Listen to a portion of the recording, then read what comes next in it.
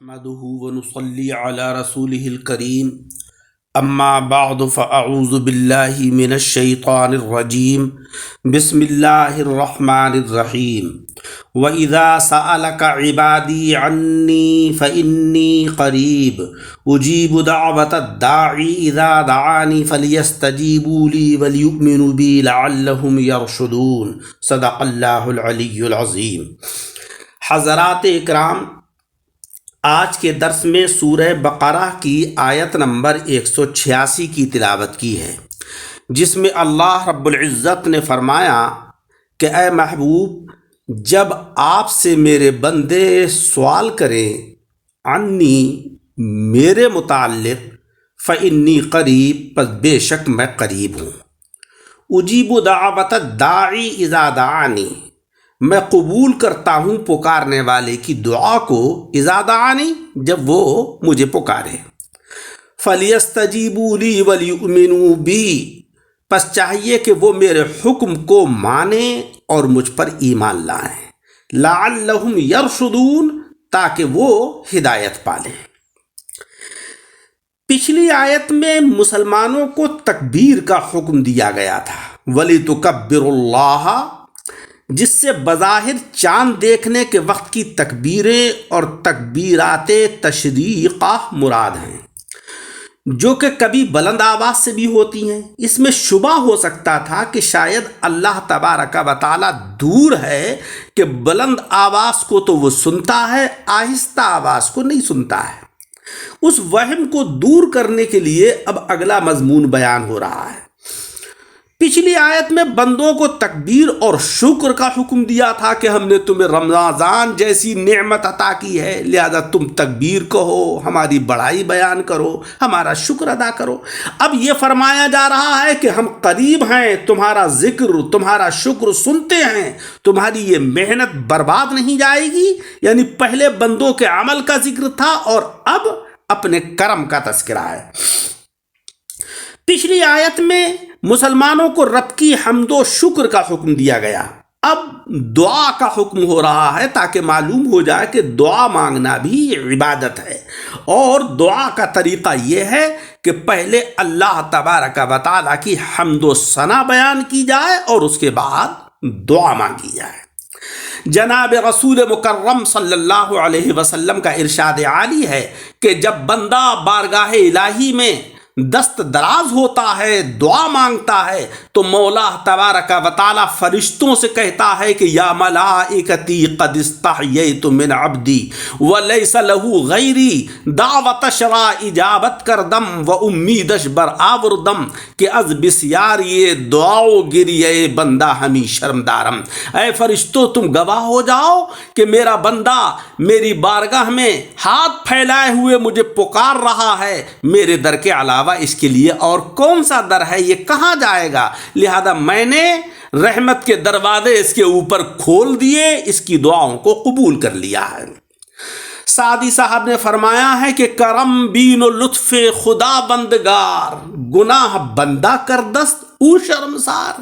کتنے افسوس کی بات ہے کہ گناہ انسان کرتا ہے، اس کو تو شرم نہیں آتی، مگر جب وہ دعا کرتا ہے بارگاہ الہی میں تو مولا تبارک و تعالیٰ کو اس کے گڑ گڑانے سے، اس کے رونے سے شرم آتی ہے۔ لہذا بندوں کو چاہیے کہ اللہ تبارک و تعالیٰ کی نافرمانی سے حیا اور شرم کریں، یہ ایمان کا حصہ ہے۔ یہ آیت کریمہ یعنی آیت نمبر 186 کا جو شان نزول ہے وہ یہ ہے، اور اس میں چند روایتیں ہیں۔ ایک تو یہ ہے کہ صحابہ اکرام کی ایک جماعت نے جذبہ عشق الہی میں آقا علیہ السلام سے دریافت کیا کہ ہمارا رب کہاں ہے۔ اس پر یہ آیت کریمہ اتری، فَإِنِّي قریب، میں تو قریب ہوں تمہارے۔ دوسرا یہ ہے کہ ایک اعرابی نے حضور علیہ السلام کی خدمت میں حاضر ہو کر عرض کیا کہ ہمارا رب قریب ہے تاکہ اس سے مناجات کریں، یا دور ہے کہ اسے پکاریں۔ اس پر یہ آیت کریمہ نازل ہوئی۔ تیسری روایت یہ ہے کہ ایک غزوے میں حضرات صحابہ اکرام نعرہ تکبیر لگاتے تھے۔ حضور علیہ السلام نے فرمایا کہ تم بہرے یا غائب کو نہیں پکارتے ہو، تم تو سمیع اور قریب کو پکارتے ہو۔ اس کی تصدیق میں یہ آیت نازل ہوئی۔ یہ واقعہ غزوہ خیبر کو جاتے ہوئے پیش آیا تھا۔ آقا علیہ الصلاۃ والسلام کا منشا یہ تھا کہ ہم چپکے سے اچانک خیبر پہنچ جائیں اور وہ گھبرا کر ہتھیار ڈال دیں، بغیر خون خرابے کے ملک فتح ہو جائے۔ حضرات صحابہ نے نعرے لگائے، تب یہ ارشاد عالی ہوا۔ یہ حکم اس موقع کے لحاظ سے ہے، ورنہ اللہ تبارک و تعالیٰ کا ذکر تو بالجہر بھی جائز ہے اور بالسر بھی جائز ہے، یعنی بلند آواز سے بھی اس کو پکار سکتے ہیں اور سری آواز یعنی خاموشی کے ساتھ بھی اس کو پکار سکتے ہیں۔ چوتھا قول یہ ہے کہ حضرت عطا نے فرمایا کہ صحابہ کرام نے پوچھا کہ ہم رب سے کس وقت دعا کریں، تب اللہ تبارک و تعالیٰ نے فرمایا کہ فإنی قریب، میں تو تمہارے قریب ہوں، تم جس وقت بھی تم پکارتے ہو میں تمہاری دعا کو سنتا ہوں اور اس کو قبول کرتا ہوں۔ وَإِذَا سَأَلَكَ عِبَادِي عَنِّي، عباد سے مراد بندے ہیں، کیونکہ بندے کو رب تبارک و تعالیٰ کا اپنی طرف نسبت دینا، عبادی میرے بندے، اکثر علامت رحمت ہوتی ہے۔ اس جگہ تو رب کی ذات سے سوال مراد ہے یا اس کے صفات یا افعال سے۔ انی میں تینوں احتمال ہیں، یعنی ذات کا سوال بھی ہو سکتا ہے، صفات کا سوال بھی ہو سکتا ہے اور افعال کا بھی ہو سکتا ہے، مگر جواب میں صفت کو مقرر کر لیا، یعنی اے نبی علیہ الصلاۃ والسلام، لوگ آپ سے میرے بارے میں پوچھتے ہیں، آپ ان سے فرما دیجئے کہ فإنی قریب۔ قریب یہ قرب سے بنا ہے کہ جو بعد کا مقابل ہے، معنی میں نزدیکی کے۔ نزدیکی زمانی بھی ہوتی ہے، مکانی بھی ہوتی ہے، کرم کی بھی ہوتی ہے، درجے کی بھی ہوتی ہے۔ کہتے ہیں کہ جمعرات جمعے سے قریب ہے، یا دہلی روہتک سے قریب ہے، وزیر درجے میں سلطان کے قریب ہے، وغیرہ وغیرہ۔ یہاں پر قرب سے مراد علم اور قدرت، کرم اور رحمت کی نزدیکی مراد ہے، نہ کہ زمانی یا مکانی، کیونکہ اللہ جل شانہ وعم نوالہ جگہ اور وقت سے پاک ہے۔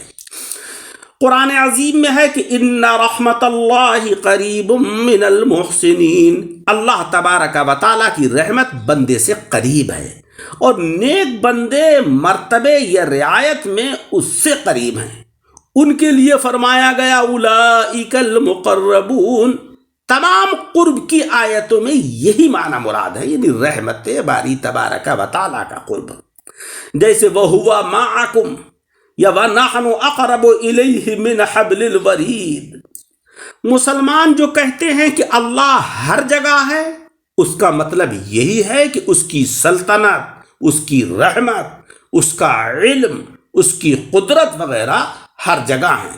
کسی شاعر نے کہا ہے کہ تو واحد ہے مگر لاکھوں دلوں میں ہے تیرا مسکن، تیری وحدت کا کیا کہنا، تیری کثرت کا کیا کہنا۔ اللہ تبارک و تعالیٰ تو ہر جگہ ہے۔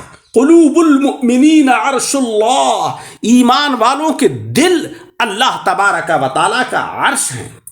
غرض کے اللہ رب العزت کے علم اور قدرت کا قرب ہر مؤمن اور کافر سے ہے، مگر کرم، عنایت، مہربانی کا قرب صرف ایمان والوں سے ہے۔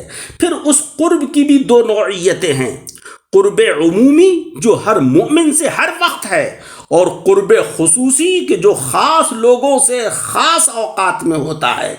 یوں تو اس قرب کے اوقات بہت ہیں، مگر 3 وقت ایسے ہیں کہ جو بہت اہم ہیں، جس وقت انسان کو اللہ تبارک و تعالیٰ کا قرب حاصل ہوتا ہے، وہ ہے تلاوت قرآن کا وقت۔ جس وقت انسان اللہ تبارک و تعالیٰ کی بارگاہ میں بیٹھا ہوا اس کے کلام کو پڑھتا ہے اور اس کی توجہ ذات باری تبارک و تعالیٰ کی جانب ہوتی ہے، تو اس کو اللہ کا قرب حاصل ہوتا ہے۔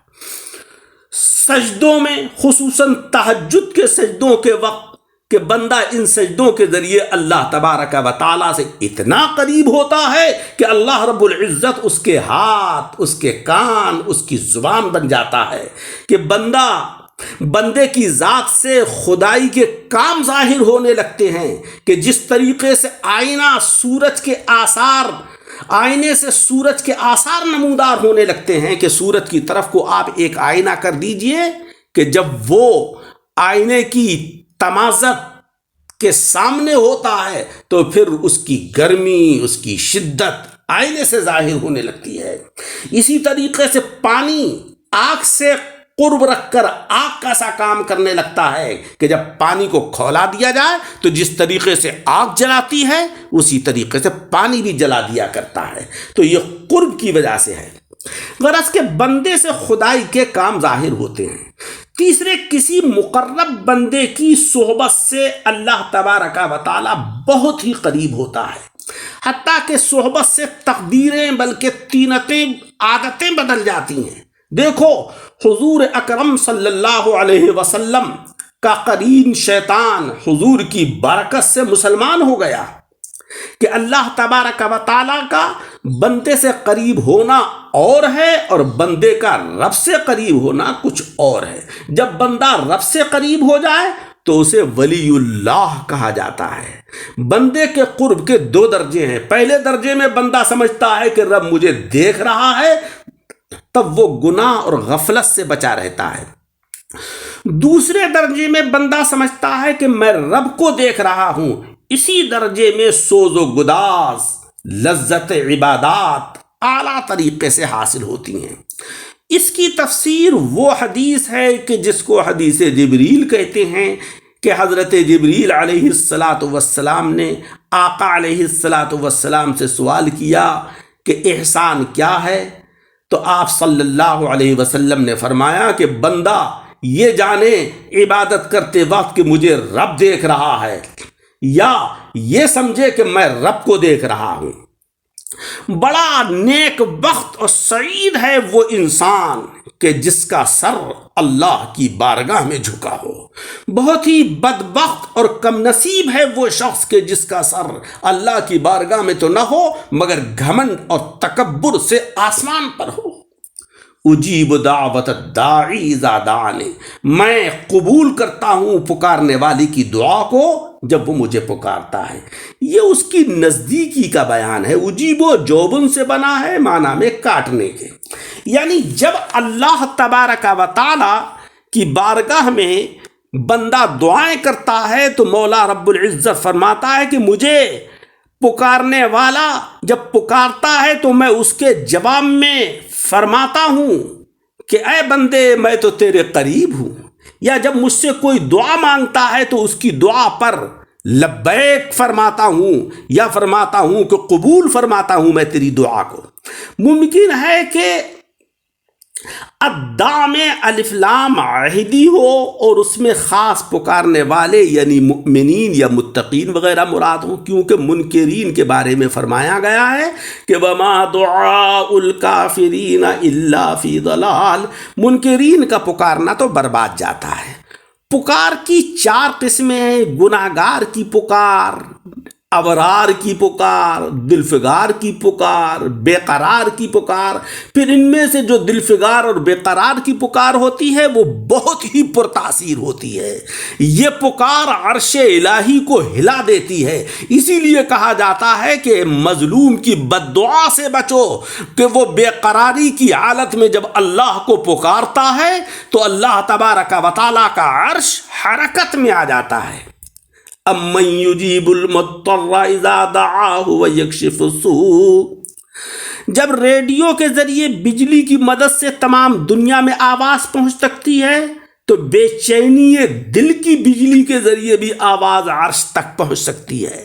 اگر خود اپنے میں بے قراری نہیں ہے تو کسی بے قرار سے پکرواؤ۔